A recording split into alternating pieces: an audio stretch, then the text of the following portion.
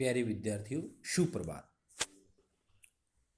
सफल प्रजातंत्र के लिए आवश्यक बातें डॉक्टर भीमराव अंबेडकर के भाषण के अंश के अंतिम पड़ाव में हम पहुंचते हैं। और देखिए आगे क्या लिखते हैं वो। अब अफ्रीका का उदाहरण, पहले इंग्लैंड का उदाहरण दिया, यहूदी और ईसाइयों का, अब अफ्रीका का उदाहरण दे रहे हैं। आप अफ्रीका का उदाहरण लें, एकदम ताज़ा उदाहरण है।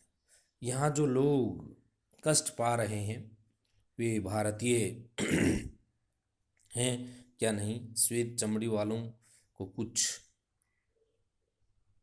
असुविधा नहीं है तो फिर तो भी रेवरेंड स्कॉट, जो स्वयं श्वेत चमड़ी वाला है, इस अन्याय के विरुद्ध अपनी पूरी ताकतें खर्च कर रहा है। कि अंबेडकर वहाँ गोरे और काले के भेदभाव को यहाँ उजागर कर रहा है कि सफ़ेद चमड़ी हैं, गोरे जो लोग हैं उनके तो कोई कष्ट नहीं है, और काले जो लोग हैं उनको अनेक प्रकार के शारीरिक कष्ट दिए जाते हैं, उनको अछूत समझा जाता है, उनमें रंग के आधार पर उनका भेदभाव किया जाता है।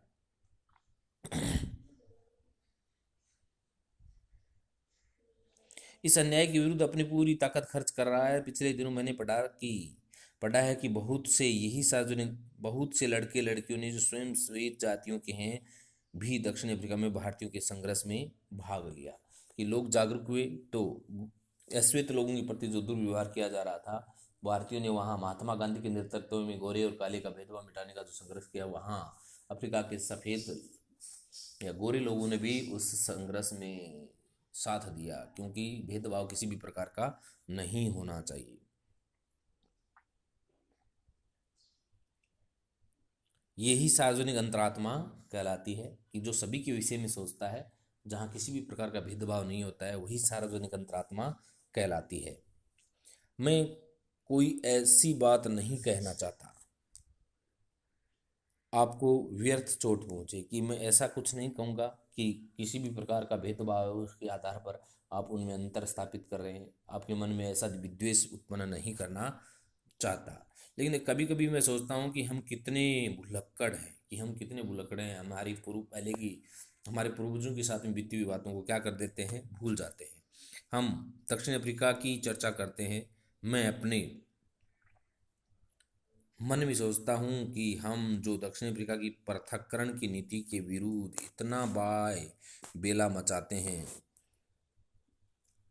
कि हमारे जानते हैं कि हमारे हर गांव में दक्षिणी अफ्रीका है, कि हम अफ्रीका के विषय में तो हर जगह उदाहरण प्रस्तुत कर देते हैं कि अफ्रीका में ऐसा गोरे और कालों का भेदभाव किया गया था। लेकिन हमारे गांव में, प्रत्येक गांव में ऐसा भेदभाव है, हर जगह पर ऐसा भेदभाव हो रहा है, उनकी हम कभी चर्चा ही नहीं करते हैं, क्योंकि हमारे गांव में ऊंच नीच, जाति पाति, धर्म के आधार पर भेदभाव स्थापित किया जाता है। उनके बारे में हम कभी भी लिखना नहीं चाहते, कभी उदाहरण नहीं बनाना चाहते, कभी कहना नहीं चाहते हैं। तो हमारी ये क्या है, संकीर्ण मानसिकता का ही परिचय है। लेकिन तब मैंने शायद ही किसी को देखा जो स्वयं दलित वर्ग का न हो, लेकिन तब भी दलित वर्ग का पक्ष लेकर उठ खड़ा हो। लेकिन हमारे यहाँ ऐसा कभी नहीं होता। अफ्रीका में तो गोरे लोगों ने कालों के साथ भेदभाव था, उसको मिटाने के लिए सहयोग किया, लेकिन भारत में दलित व्यक्ति हैं, असहाय व्यक्ति हैं, निर्जन व्यक्ति हैं, उनका सहयोग करने के लिए उनके साथ कोई खड़ा होता है, ऐसा मैंने कभी नहीं देखा। क्यों? क्योंकि यहाँ सार्वजनिक अंतरात्मा नहीं है। यहाँ सबको समान सोचने की प्रवृत्ति है, वो नहीं है, सब समान रूप से यहाँ नहीं सोचते हैं। यदि यही होता रहा तो हम अपने में और अपने भारत में ही कैदी बने रहेंगे। अगर ऐसी संकीर्ण मानसिकता, जाति पाति, रंग के आधार पर भेदभाव होता रहा तो हम भारत में ही अपने आप को एक दूसरे से अलग थलग समझते रहेंगे।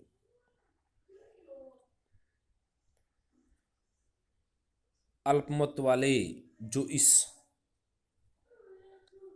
अन्याय के तले पिस रहे हैं, बहुमत वालों से कभी किसी प्रकार की सहायता न प्राप्त करेंगे जिससे वे इस अन्याय से मुक्त हो सकेंगे। इन सब से भी विद्रोह की भावना बढ़ती है, जिससे फिर प्रजातंत्र को खतरा पैदा होता है।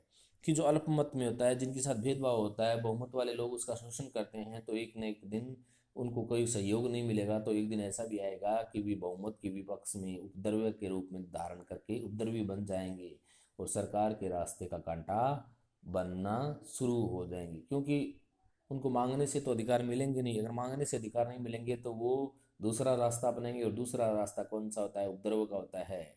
लड़ाई झगड़े और छीना झपटी चोरी के माध्यम से अपने अधिकारों की रक्षा करेंगे, और वो उपद्रव का माध्यम होगा। इससे दोनों का ही जीवन क्या हो जाएगा? कष्टमय हो जाएगा। इसलिए सार्वजनिक अंतरात्मा के आधार पर सभी को सम्मान मानना चाहिए, सभी को समान अधिकार दिए जाने चाहिए, सभी का समानता पूर्वक व्यवहार करना चाहिए। अगर ऐसा नहीं होता है तो वहाँ उपद्रव, लड़ाई झगड़े, आतंकवाद जैसी प्रवृत्तियों का विकास हो जाता है, क्योंकि अधिकार मिलेंगे नहीं, नहीं मिलेंगे तो वो छीना झपटी या लड़ाई झगड़े के द्वारा प्राप्त किए जाएंगे।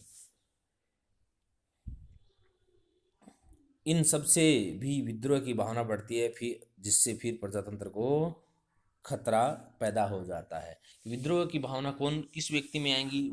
उसी व्यक्ति विद्रोह का रास्ता अपनाएगा जिनके अधिकारों की रक्षा नहीं होगी, जिनको आवश्यक वस्तुएं प्राप्त नहीं होंगी, जिनको सम्मान महत्व नहीं दिया जाएगा। ऐसे व्यक्ति ही विद्रोह का रास्ता अपनाएंगे। इसलिए अम्बेडकर जी कहते हैं कि आप अन्य देशों के महिमा का गुणगान करने की कोई आवश्यकता नहीं है। अन्य देशों में क्या हो रहा है उनका तो हम उदाहरण बड़े हर्ष के साथ प्रस्तुत करते रहते हैं, लेकिन हमारे इस देश में ही प्रत्येक जगह पर ऐसा हो रहा है, जहाँ जातिवाद के आधार पर, धर्म के आधार पर, ऊंच नीच के आधार पर, रंग के आधार पर भारत में अनेक अफ्रीका जैसे उदाहरण बने हुए हैं। लेकिन यहाँ ये उदाहरणों को हम प्रस्तुत ही नहीं करना चाहते। हमारी बुराइयों को हमें आग मिटाना ही नहीं चाहते, हम तो दूसरों की कमियों का उल्लेख करके उनका बखान करते रहते हैं।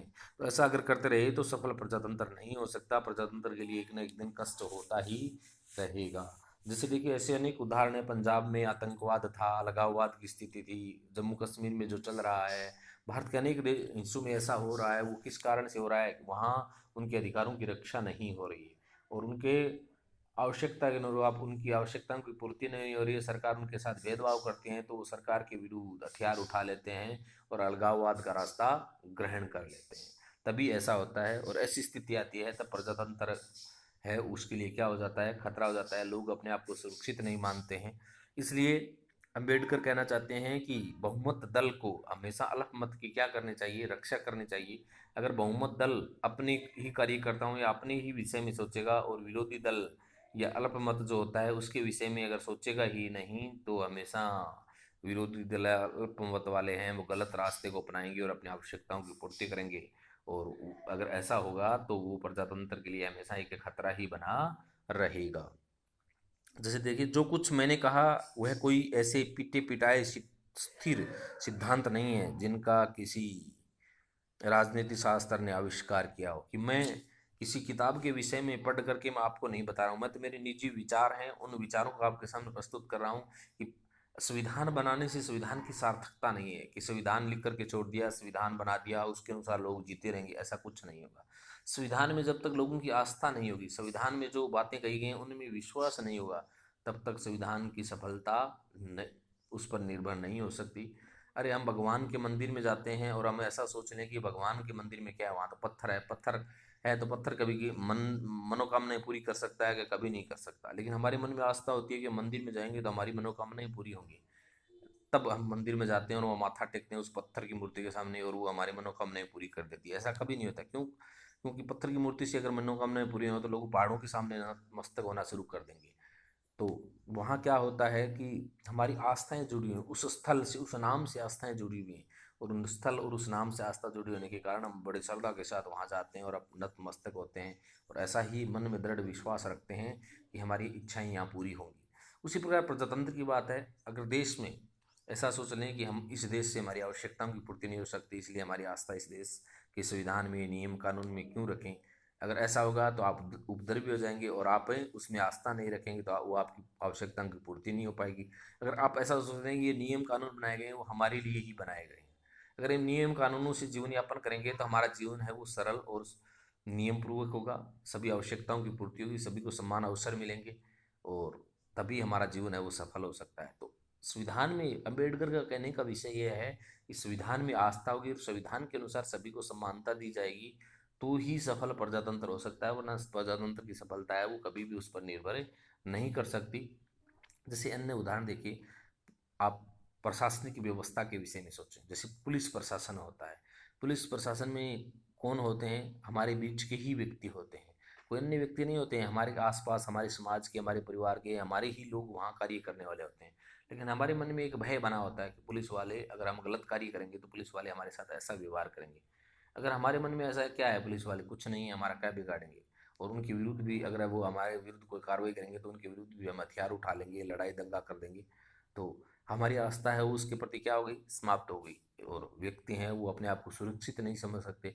और इसके विपरीत अगर हमारी उनमें आस्था हो कि ये जो विभाग बनाया गया है वो हमारी सुरक्षा के लिए बनाया गया है, हमारी सेवा के लिए बनाया गया है, अगर हमें हमें इनका सम्मान करना चाहिए, इनके द्वारा नियम बनाए गए नियमों का पालन करना चाहिए, उसी से हमारी भलाई है, तो हमारी उसमें क्या हो गई, आस्था हो गई। उसी प्रकार अम्बेडकर कहते हैं कि संविधान बनाने से, किताब लिख करके रखने से कुछ नहीं होने वाला है, और उन नियमों का अनुसरण नहीं किया गया, उन नियमों का पालन नहीं किया गया, तो संविधान कभी भी सफल संविधान है।